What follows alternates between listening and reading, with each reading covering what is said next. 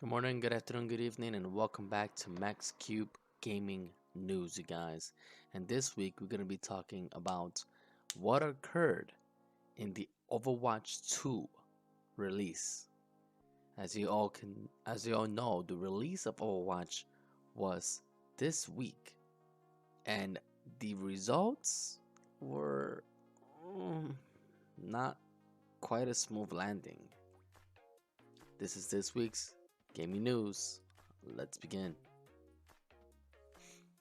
So, as reported by GameInformer.com, you guys, Overwatch 2 was hit by not just one, but two DDoS attacks on launch date. So, what resulted in that was massive amount of wait time just to get access to the game itself, just to play. It literally almost took 12 hours to access the game, as reported by this article right here.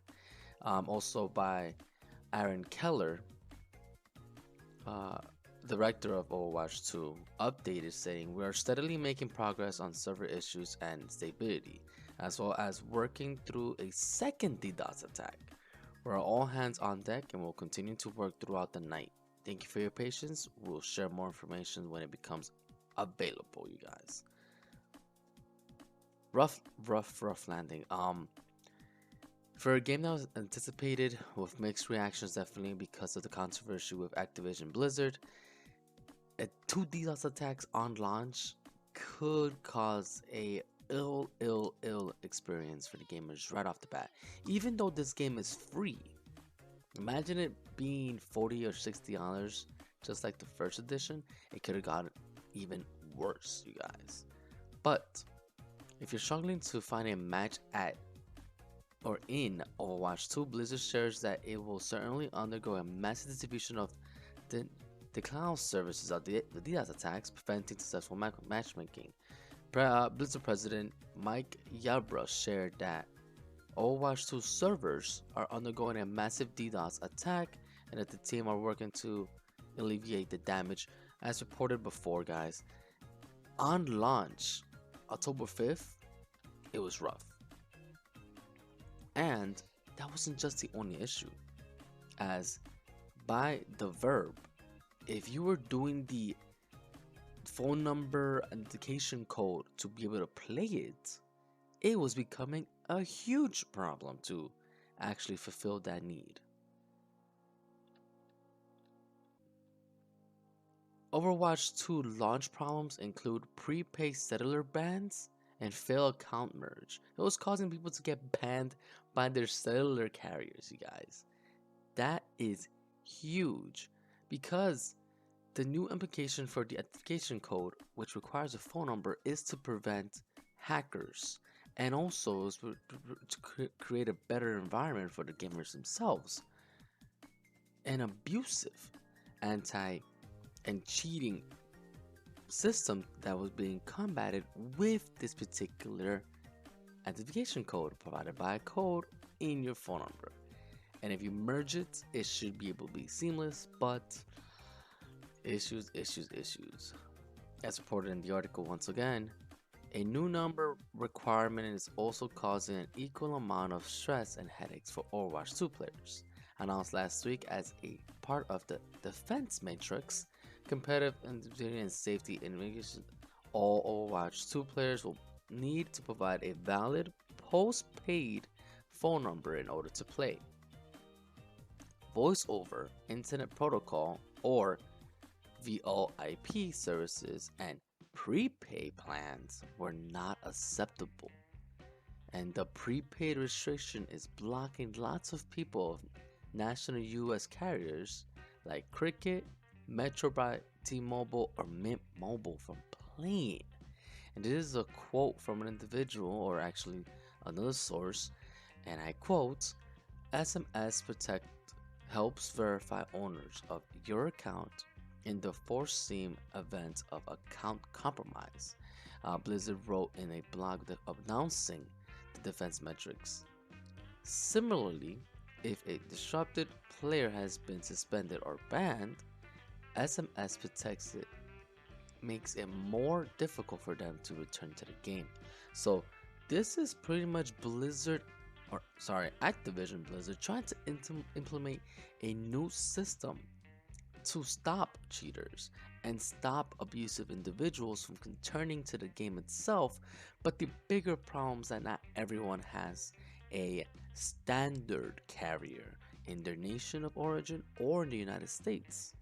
T-Mobile or T-Mobile Sprint, AT&T and Verizon are the standard bearers, but then there's so many other prepaid and micro carriers that are now not able to join this particular system, which is causing lots of players to be non able to use or play the game, which is huge.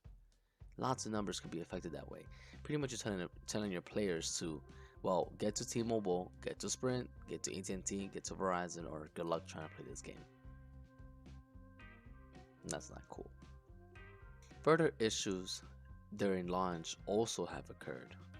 As reported by Kotaku, not only is there long wait times, but there's also other issues as launch, which is missing cosmetics, missing match histories, buggy cameras, weird errors, and normal for massive live service games. But everyone's trying to inflict a cyber attack on Overwatch is not quite common. It's pretty much indicating that it was targeted and it got hit hard. One of the presidents, or pretty much the president of Blizzard at the moment, unfortunately, Mike Yip was, unfortunately, we are experiencing a mass DDoS attack on our servers. The team are working on it. Pretty much the same thing we talked about earlier. It's crazy, guys. It's crazy that kind hit super hard. Nothing yet. An update by last night, October 5th at 5:30, Blizzard addressed the ongoing connectivity issues, plunging a new free-to-game hero shooter. The developer says that while it's working on and has improved some of the conditions, players are still expected a long wait pretty much. The difference is that fans won't be seeing two queues happening after another. Unfortunately, they're trying to fix this at all, also putting a strain on the game servers, so the issue will continue to foresee for future Blizzard rights, you guys. Rough landing. I guess this was this morning, October 5th. We're steadily making progress on server issues and stability as we're working on through the secondary DDoS attack. We're all hands on deck. Oh man, Blizzard. So what are your thoughts about this, guys? Are you disappointed that Blizzard was hit that hard during launch? Were you expecting something similar to occur? Did you expect them to actually get hit? I kind of figured there was going to be a DDoS for free, especially when it comes to a free-to-play game, but I never expect them to get hit that hard, that fast, and twice. And it is disappointing that they did not prepare themselves quite well to prevent something like that from happening. Hopefully they could fix it this week. Hopefully it doesn't last more than 2 or 3 weeks, because it could cause a huge ripple effect in the player base and player quantity in a game like that. It's gonna pretty much gonna say, you know what, this is unplayable, like Cyberpunk right on launch. No Man's Sky right on launch, where like promises were inexistent. So you want to make sure that your player base is being supported right off the bat, and I'm glad that the 2 queue situation was down now to 1 queue, which allowed players to still have to wait but gain access to the game and get into the game and play. As for the missed cosmetics and the bugs, you know, nothing's ever perfect nowadays, especially when it comes to a free-to-play game with live servers. But what's your thoughts? I'm gonna try this game. I'm definitely gonna be streaming it very soon. I'm in defense, but I'm probably going into playing it with a couple of friends. So if you want to join into that, I will be announcing it on my Instagram, Instagram underscore MaxCubeGaming, MaxCube underscore gaming.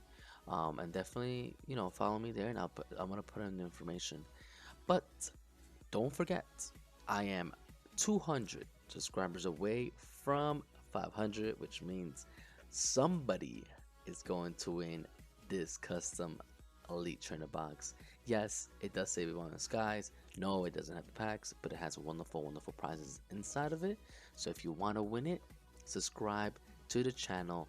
It does go a long way. And on top of that, if you DM me on Instagram, once again, Instagram MaxCube underscore gaming, I will send you free 25 Pokemon cards if you subscribe.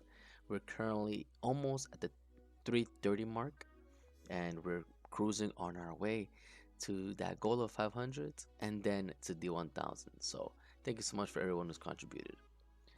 And yeah, guys, let me know your comments below. Don't forget to like, share, and subscribe. Hit the bell icon to get your latest, greatest gaming news, videos, reactions, reviews, and highlights, you guys. And I will be bringing in the Overwatch 2 review pretty soon once I end up playing it. So with that being said, I really appreciate everybody. I hope you guys have a good morning, a good afternoon, and a good night. And I see you guys on the other side. Cheers.